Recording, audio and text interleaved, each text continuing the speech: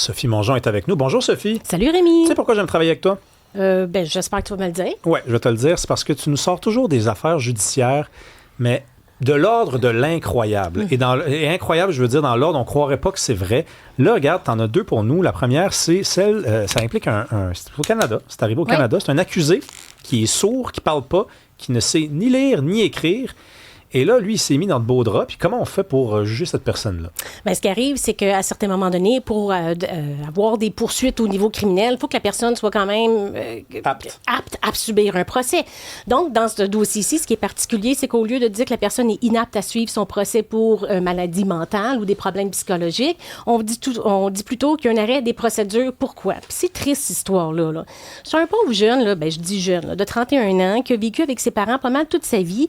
Il vit dans la nation crie d'Emirineskin. Donc, c'est pas loin en Alberta. Il est sourd depuis la naissance, ne parle pas, ne sait quasiment pas lire ni écrire, puis ne connaît pas les signes reconnus là, pour le langage des sourds et muets. Ceci étant dit, le problème, c'est qu'il est dans une région éloignée. Sa mère s'est rendue compte qu'il était sourd uniquement lorsqu'il avait 4 ans. Après, justement, on comprend qu'il est dans une région peut-être un peu plus démunie. Là. Fait qu'on part avec ce concept-là. Donc, elle se rend compte qu'il est uniquement sourd lorsqu'il a 4 ans. Donc, ils font des pieds et des mains pour essayer d'avoir des appareils auditifs. 8 sans succès. Il n'y avait pas de ressources pour lui apprendre à communiquer avec les signes, donc le langage avec les signes. Donc, il n'y avait rien qui pouvait être fait pour lui, puis il n'y avait pas de financement pour les enfants sourds dans sa réserve. Donc, il s'est retrouvé, malheureusement, peut-être à faire des petits actes illégaux, soit des contacts sexuels et 2 chefs d'agression sexuelle.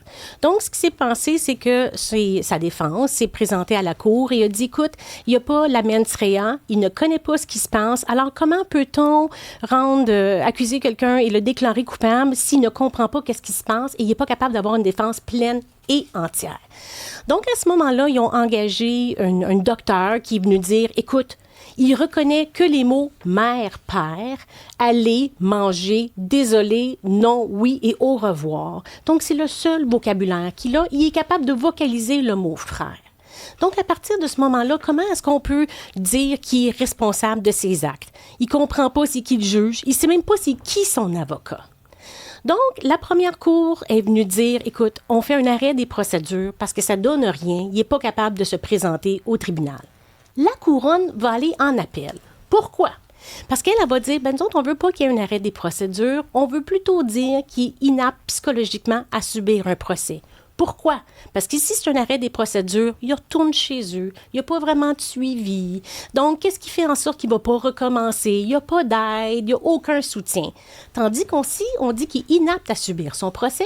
Bien là, il va se retrouver dans un hôpital peut-être psychologique, va avoir un suivi, des conditions à donner et à suivre. Et puis, pour les victimes, il y a une possibilité éventuellement qu'il y ait un procès. Parce que là, pour ces victimes-là, avec un arrêt des procédures, aucune justice va être accordée pour ces victimes-là. Ça me semble être plus raisonnable quand même, la position de la couronne. C'est-à-dire, l'arrêt des procédures, comme tu dis, c'est comme si ça n'avait pas existé. Là. On passait dans des chiqueteuses, puis ce jeune-là retourne, puis on ne le surveille pas en conséquence. On fait confiance à son entourage, mais son entourage, c'est quand même le même qui a remarqué qu'il était sourd à 4 ans.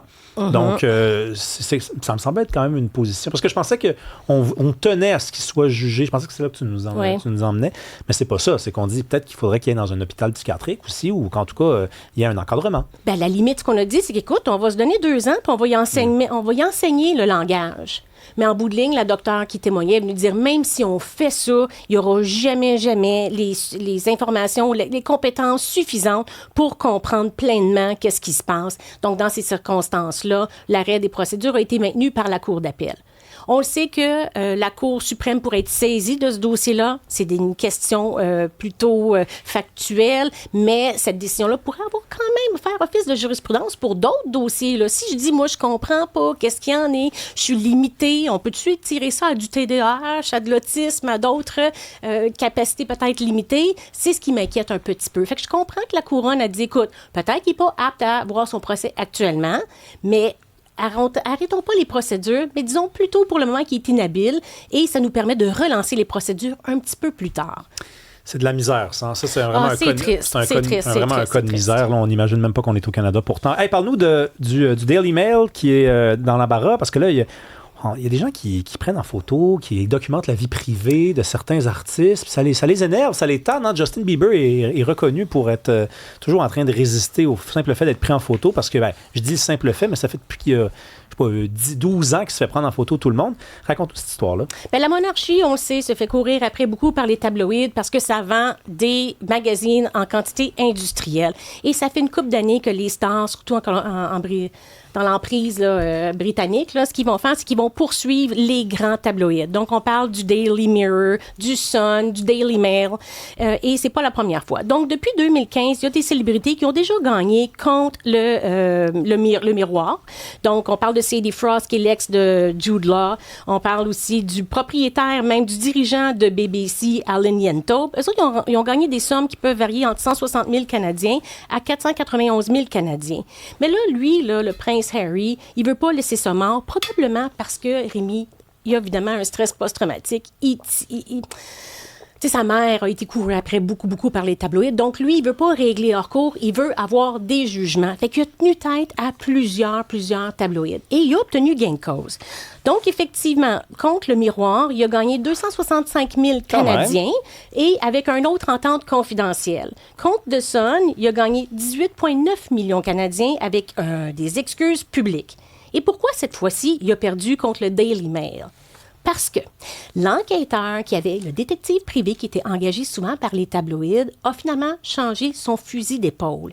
Lui, il avait témoigné dans un reportage, un documentaire sur le BBC, qu'effectivement, il utilisait des techniques comme pirater des boîtes vocales, intercepter des lignes téléphoniques, placer des dispositifs d'écoute dans les voitures et faire semblant que j'appelle. Tu sais, comme toi, Rémi, je veux avoir de l'information. Bonjour, mon nom, Rémi, c'est Sophie, j'appelle de la Banque nationale, on fait une vérification sur une transaction que vous avez faite, vous n'allez pas en voyage bientôt. Et finalement, ces façons de procéder-là, je trouve qu'ils sont un peu inadéquates. Je pense que ça va un petit peu loin. Là. Quand même. Après, des fois, tu te dis, il y a du monde qui court un peu après ça. C'est pas son cas. Lui, c'est quand même, on le rappelle, c'est lui qui avait voulu, il a quitté la famille. C'est lui, Harry. Là. Oui, le prince Harry. Mais là, ça a l'air qu'il retourne, il déménage avec Meghan Markle, il retourne là-bas. Donc, morale de l'histoire, pourquoi il a perdu? Parce que effectivement, le détective privé, Garen Burroughs, a dit « Oui, j'utilisais ces techniques-là, mais pour d'autres tabloïds, mais pas pour le Daily Mail. » Donc, toutes les célébrités qui poursuivaient le Daily Mail se sont retrouvées maintenant comme quoi que c'est eux qui doivent 17 millions de dollars aux tabloïds et ce n'est qu'une somme préliminaire. Il va y avoir d'autres montants. Fait que ceci étant dit, tu sais, quand ça va bien dans ta vie, à certains moments donnés, il faut savoir arrêter. En voulant aller jusqu'au bout contre le Daily, il s'est retrouvé, lui et 6 autres personnes, donc Elton John également, qui vont devoir payer ces sommes-là. C'est pas rien, là. Non, c'est beaucoup d'argent. En tout cas, tiens... Alexandre Moranville, c'est sûr que tu écoutais ça et tu te dis c'est ça que je vis moi aussi, me faire photographier tout le temps comme ça. Tu t'arrêtes pas de nous en parler. Quand tu arrives à la job, tu me dis tout le temps que tu as dû semer du monde dans le stationnement. C'est vraiment, là, je suis sur le bord de porter avec moi des choses straps, là, des petits pics derrière moi, des plots de bananes pour que le monde trébuche. J'ai pas le choix. Oui, exactement, même affaire. Merci Sophie.